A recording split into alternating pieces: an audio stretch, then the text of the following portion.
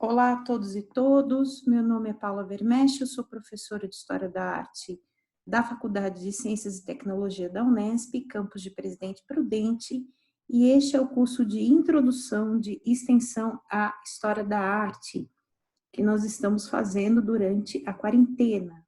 Estamos todos juntos na luta contra a propagação do coronavírus. Eu espero que todos estejam dentro do possível bem, e hoje o tema, nós vamos falar sobre algumas pinturas que foram feitas na Basílica de São Francisco de Assis, na cidade de Assis, na região da Úmbria, na Itália. Nessa foto vocês estão vendo o conjunto da Basílica de São Francisco de Assis, e ela foi construída no local onde São Francisco viveu como eremita nos últimos anos da sua vida, faleceu e foi sepultado. Ele pediu para ser sepultado numa gruta na terra, e a ordem franciscana, a ordem por ele fundada, construiu em cima dessa gruta um complexo. Vocês estão vendo que tem dois níveis de construção. Nós chamamos Basílica Inferior e Basílica Superior a esses dois níveis de construção. A construção da Basílica demorou bastante tempo, mas quando você entra na Basílica Superior, você se depara com esta visão. E o que aconteceu? Nós sabemos que uma oficina de um artista de Florença, chamado Ambrogio de Bondone, apelidado de Giotto, teria ficado responsável pela decoração da Basílica Superior. E a decoração, ela foi feita, aqui são as cenas, né? Elas estão numeradas nesse esquema para a gente reconhecer mais fácil quais seriam, são as cenas da vida de São Francisco. Elas foram feitas numa técnica artística, que é a técnica do afresco, a saber, o artista passa um reboco na parede, com um reboco ainda úmido, se coloca uma folha de papel muito fina, se risca e se pinta. O afresco, então, é a junção dessa folha de papel muito fina, das tintas e dos traços à parede. É uma técnica bastante difícil de fazer, você precisa de uma equipe, tem que se fazer num clima mais frio para que demore a secar. E se o artista erra, ele tem que refazer tudo, né? Não adianta você fazer uma parte e emendar, enfim. Aqui nós temos um problema que a historiografia até hoje não conseguiu desvendar, porque não existe na documentação certeza de que Ambrogio de Bondone teria ido a Assis, uma coisa curiosa, né? Mas a gente sabe que foi a oficina dele que fez, e muito provavelmente, então, porque a oficina dele fez, ele esteve diretamente envolvido no processo. Então, vocês vejam que os afrescos, as cenas, elas são colocadas em nichos de arquitetura falsa. Essa arquitetura também é pintada na parede, tem um cortinado, e essa sequência conta para nós as cenas mais decisivas da vida do santo, um santo que tem uma trajetória muito curiosa, Francisco. Francisco não é um apóstolo direto de Jesus, ele não é um mártir dos primeiros séculos do cristianismo, ele é um homem burguês, ele é um homem da cidade, ele é filho de um mercador.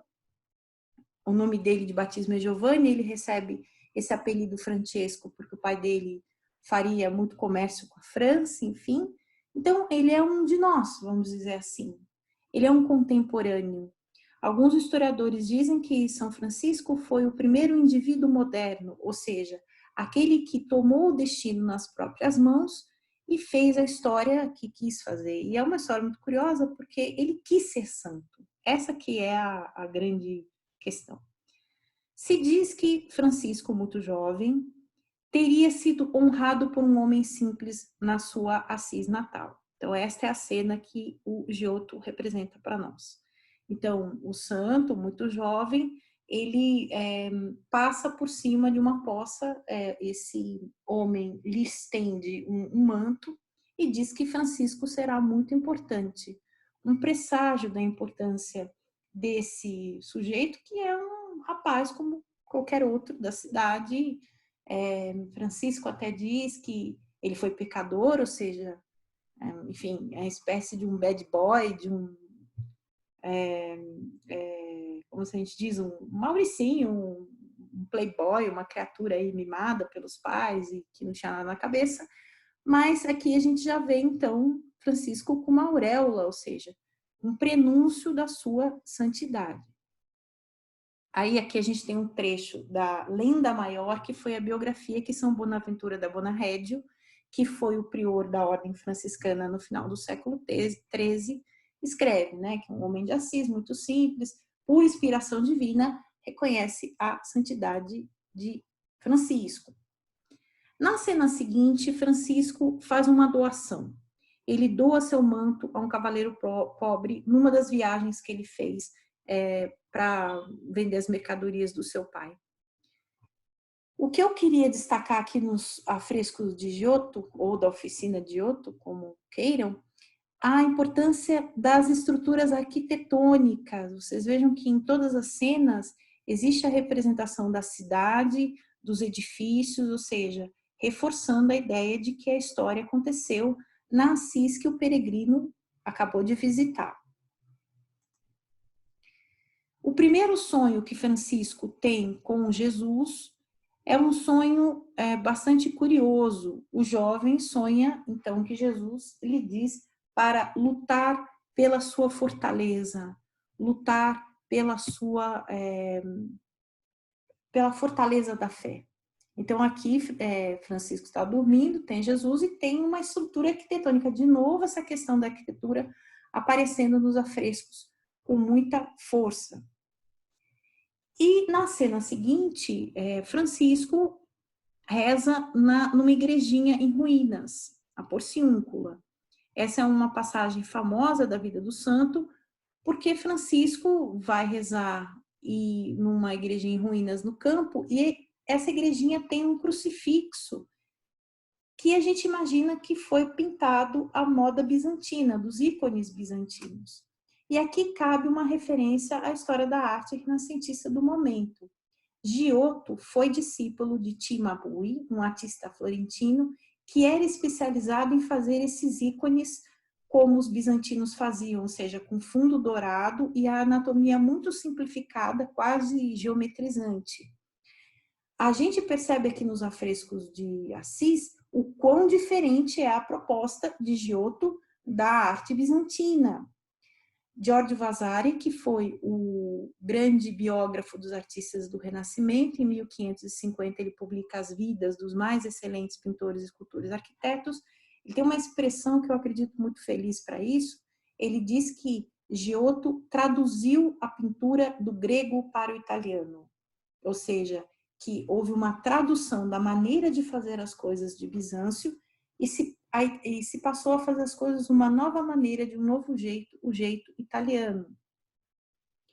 A cena seguinte, Francisco renuncia à herança paterna. Isso é um conflito de gerações, porque depois que Jesus teria dito a Francisco na Porciúncula, na igreja em ruínas, para que ele restaurasse a sua casa.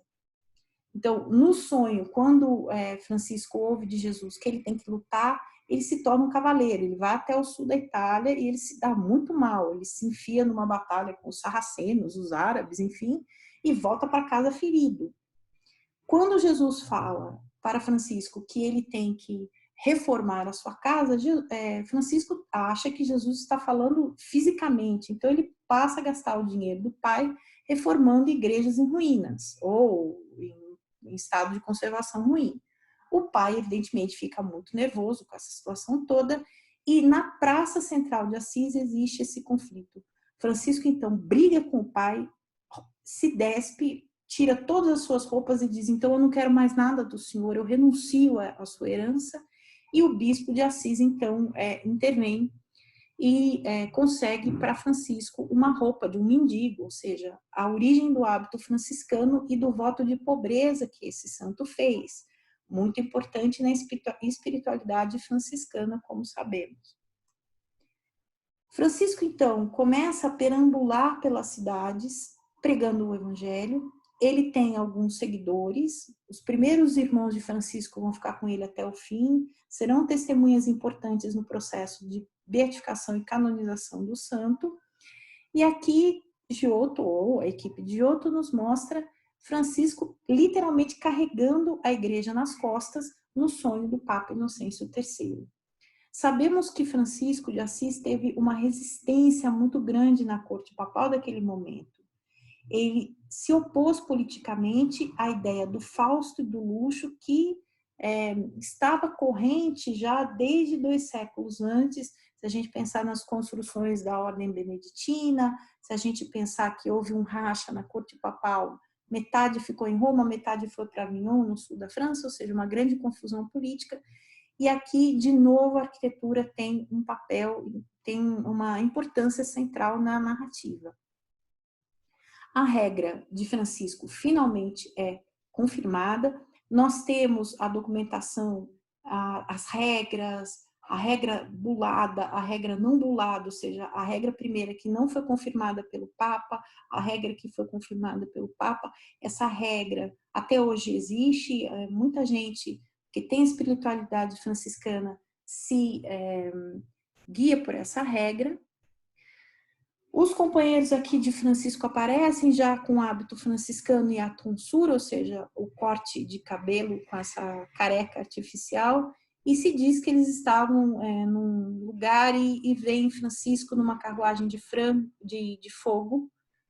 Francisco, ele seria o novo profeta Elias. Então, aqui é uma ideia de que Francisco, ele, ao andar numa carruagem de fogo pelos céus, ele está fazendo referência ao profeta Elias, que fez isso lá no Antigo Testamento. Outro dos companheiros de Francisco vê um anjo e vê tronos no céu, e um dos tronos está reservado ao seu companheiro. Essa é uma das cenas muito famosas do ciclo. Se diz que a cidade de Arezzo, perto de Florença, estava cheia de demônios. Francisco, então, se coloca perto das muralhas da cidade, reza e expulsa os demônios da cidade.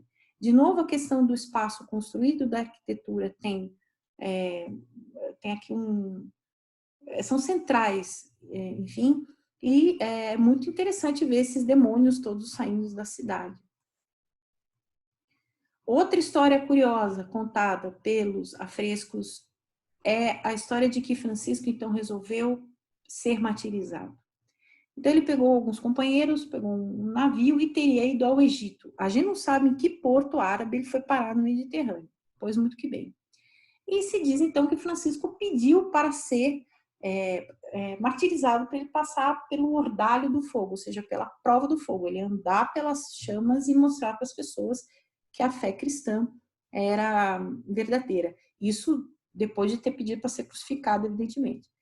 E se diz que o sultão do Egito, algum funcionário de algum califado aí, enfim, claro que se negou, para a grande tristeza de Francisco, e Francisco voltou para a Itália cheio de presentes dados pelos árabes. Essa história é muito curiosa e engraçada, né? Francisco tem êxtases e os seus companheiros veem do céu Jesus, a pomba do Espírito Santo, enfim, tem várias aparições, presságios miraculosos. Aqui é a invenção do presépio. São Francisco cria essa ideia do teatro do Natal, que até hoje é muito popular em vários lugares, né? Aqui ele faz água jorrar de pedra. E, finalmente, eu queria...